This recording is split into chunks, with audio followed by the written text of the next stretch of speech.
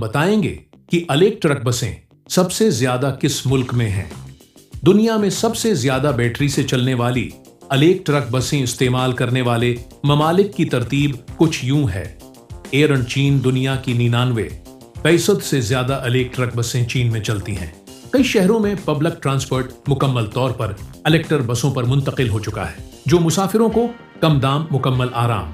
Tour यूरोपीय union, Germany, बर्तानिया, France और Netherlands में इलेक्ट्रिक बसों का इस्तेमाल तेजी से बढ़ रहा है।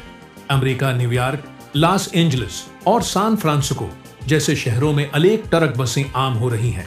भारत में भी इलेक्ट्रिक बसों की तादाद तेजी से बढ़ रही है।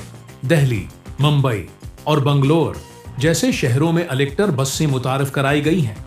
जनूबी कोरिया, सियोल और दीगर बड़े शहरों में इलेक्ट्रिक बसें मुतारफ कराई जा रही हैं।